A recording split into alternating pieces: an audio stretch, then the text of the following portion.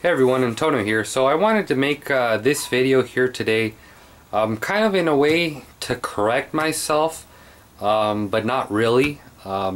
Just because in the last video, if you guys watched, I posted it on a thread I've been following on the 1SQ on our C groups, and a gentleman posted there. I do not recall his username right now, but he did make a good point, and I don't want to say what I said in another video was wrong. But I noticed after going into the manual, and this is why I always tell everyone, make sure you go in the manual. I actually set this quad up in airplane mode, which it can be done. I don't believe the manual suggests it, but it can be done. I did do it. The only thing you're going to have to be aware is your dual rates are going to have to be no more than 20. You're going to be maybe about 10% of dual rate and probably about like 8% of expo. So for you guys out there, yes, this quad can be set in airplane mode. A few guys out there may be intimidated, you know, on setting it up in helicopter mode. You might be saying, well, I don't know how to set up, you know, pitch curve, throttle curve, all that stuff. You know, swash mix. I don't know how to do all that. You know, today I'm gonna try my best to give you guys a brief setup that I used here on my new Futaba 14SG, and I'm still tweaking with the gains on this model here.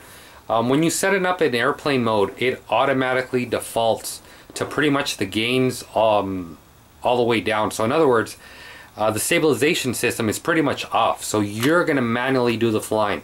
The only way to kind of adjust that is bring your dual rates all the way down, once again to values of like 10-20% and about, you know, 8 to 15% of expo, and that's the only way you're going to make this model flyable. Any more than 10 or 20% dual rate, it starts getting really iffy. But once again, this model is set up in helicopter mode, and you use your gyro menu in your radio to pretty much dial in the stabilization system in this 1SQ. So for you guys out there wanting to, let's say, do forward flight and you're not into too aggressive flying and you don't want to be flipping it, you would obviously set your values a lot, I believe, a lot lower. Yes, you would, in this Futaba at least, you would set your value closer to 0.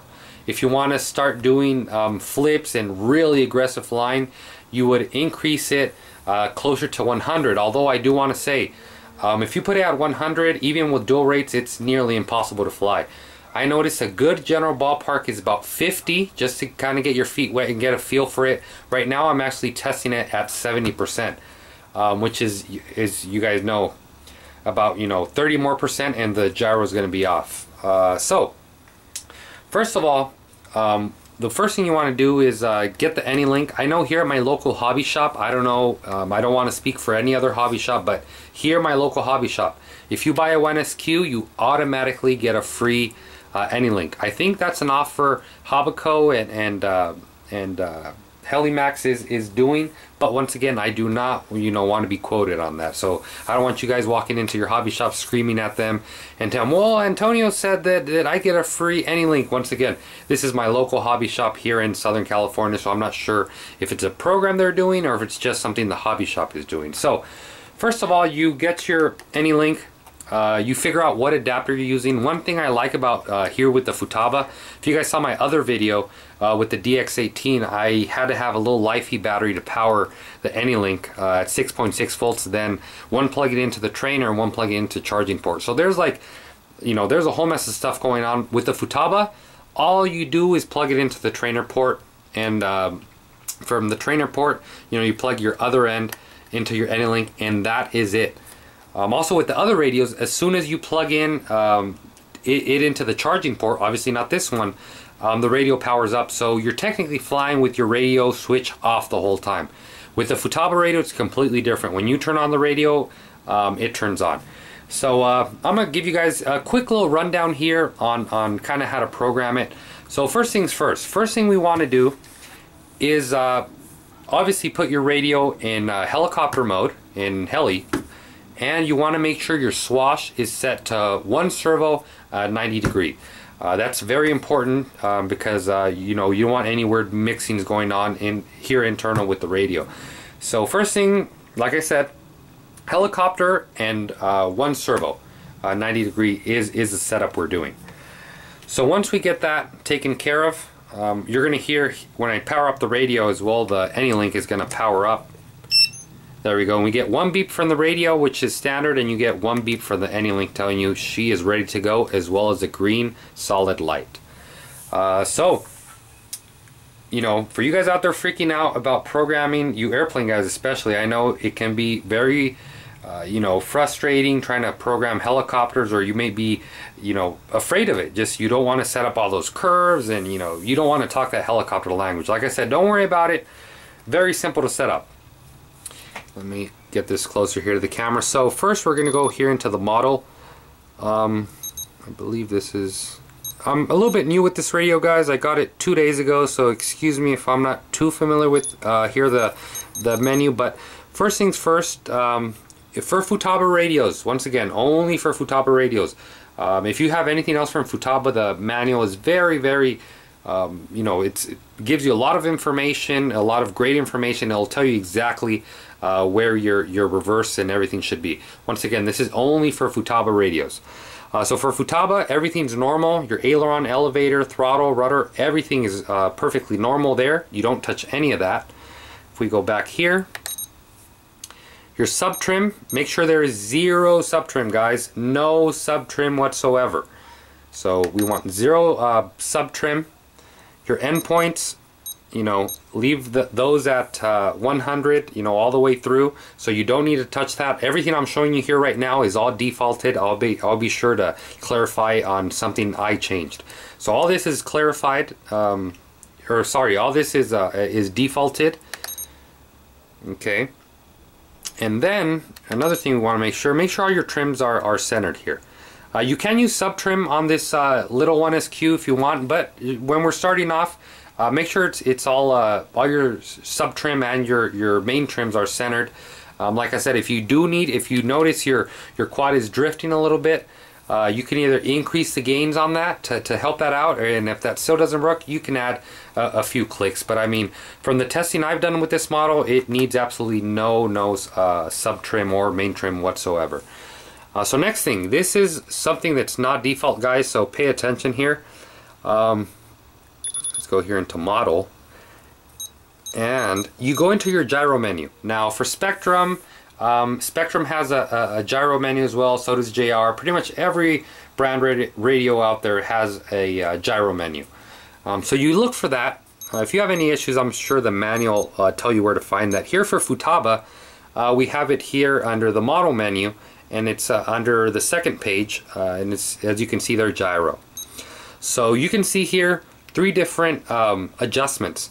A few guys may be saying, well, why is there 3? Honestly, I'd tell you, don't worry about it, forget about the other ones. But for you guys really wanting to know, as you guys may know, Futaba sells a flybarless controller, a flybarless unit for helicopters, and pretty much this enables you to adjust it in flight and all that fancy stuff. But once again, for you other guys out there, just ignore what I said, and the only value we care about is the rudder one. That's the only one we care about. So I do not recommend this number here. I have right now. Once again, I'm testing it. Currently, when I flip this forward, it does like 4 flips at one time, super fast. I'll be sure to get a video out as soon as I get my flying tamed down and really can show you guys how this model does. But let's say I'm going to do 2 setups here, one for beginner and one for intermediate to advanced. So obviously, if you consider yourself an advanced pilot, you want to, I mean, 72 is flyable, but just to be safe, I'd start around 50. 50 is a good setting for your stabilization system or your gyro, whatever you want to call it. 50 is a good number to start out for you intermediate to advanced pilots. You'll have tons of fun. It'll be very touchy, so we are going to have to add expo, which I will cover here in a little bit. But like I said, it's very touchy. It is very flyable as well. Anytime you start hitting about 80s, 90s, it becomes pretty much not flyable unless you add a crazy amount of expo, which kind of defeats the purpose, because after you get to a certain point, even with expo, it's just going to roll over just really bad. But anyways, Once again, this is the intermediate to advanced. You want to have your gyro menu, or your gyro your gyro set to about 50. For you beginners out there, you know, what I would do is set this pretty much to 0. 0 is the gyro fully enabled. It's going to be stabilizing, you know, the whole flight. It's going to fly very much like a coaxial helicopter, but kind of like a plane. That's one thing I like about quads. They're not really airplanes. They're not really helicopters. They fly, you know, it gives you kind of the best of both worlds. So yes, for you absolutely beginner guys out there, you can actually learn on this quad, and you want to have your gyro for the rudder only. Remember, these two values down here do not matter at all. You want to set that to 0. 0, you know, once you get familiar with it, you can increase that to maybe 20. Once you are happy with that, maybe do 30, and so on and so forth. For you guys out there, you're not beginner, you're not advanced, and you are not maybe comfortable with 50, I'd say a good setting for you would be about 29, anything above 25. So from 20, sorry, that went a little bit too far. Anywhere from 25 to about 32, 33, you should be pretty happy with it. So I actually covered 3 settings for you guys. So for kind of intermediate, you know, intermediate advanced, and then straight out beginner. Okay, so we got the gyro set up already. So, and you guys hopefully understand what that does and how that works. Once again, the higher that value is here on this Futaba radio, the less the gyro engages on the system, so the less stabilization you're going to have, and pretty much you're doing the flying. The stabilization system kind of kicks off, and it's all manual. And let me tell you, this thing is very, very touchy without the stabilization system. So once again, closer to 100, a lot more twitchy. Closer to 0, flies very, very, very, very easy. So we got the gyro menu here out of the way.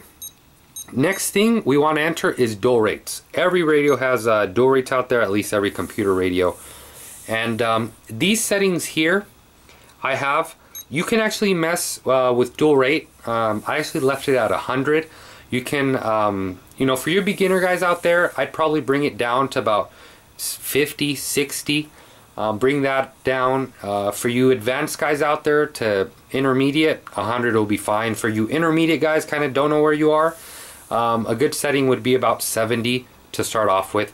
As far as Expo goes, for my setting in the flying I was doing right now, I had it at 40. Expo is kind of it's kind of a user thing. I mean, everybody's not the same. Everybody's different. You know, 40 felt pretty good for the stuff I was doing, the aggressive flying I was doing right now. If you're a beginner, you know, you might have that a little bit higher. Technically, what I like to do for my Expo, I like to have, let's say if that value was 100, I like to have this anywhere from 50 to 40. Let's say if that value was 60, I like to have it anywhere from 25 to 30, and that kind of gives you a rough estimate. I like to sometimes break it up in half, or if not, go a little bit lower. It's kind of how I personally do Expo. So for you beginners out there, you can probably have your dual rate set at, let's say, 70, and your Expo set at a good 35, 40, and you should be fine there. It'll be very, very smooth around center. Now, whenever you do dual rate, guys, be sure you do it for both aileron and elevator.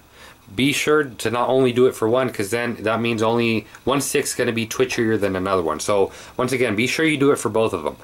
Now, if you scroll over, you guys are going to see we also have rudder. Rudder, you can also, you know, add Expo if you want. You can bring the dual rate down if you'd like. But once again, that's kind of preference of mine. As you guys can see here, I left it at 100 and no Expo whatsoever, because I noticed the rudder is just, it's not as fast. I mean, it doesn't rotate that fast, so I figured adding any Expo wouldn't probably help it for my style. But like I said, these are pretty good settings for you guys out there, and believe it or not, that's it. We're done setting it up. That's all you need to do. Another thing I recommend before you first take off is kind of plug everything in, hold it in your hand like so. Be sure nothing is close to the props here, no eyes, no, you know, your face is away from it, your body's away from it, and just kind of give it a little test. I mean, if you go forward, it should tilt. You should feel the back motors spin up faster, and the front ones should completely stop. Maybe not, they might idle. When you go back, you know, same thing. These are going to go back, and these are going to go, these are going to slow down, and right, left, and that's pretty much it. But as you guys saw, it's not hard to set it up. It's very simple. Do not be intimidated when you hear helicopter. I mean, it's very simple. If you guys have any questions about this video or anything related to RC, be sure to leave a comment below. You can inbox me. Also, be sure to check out my Facebook at Antonio RC. You can private message me there. You can follow me and pretty much hear all the new stuff coming out. So thanks for watching, guys. Till next time.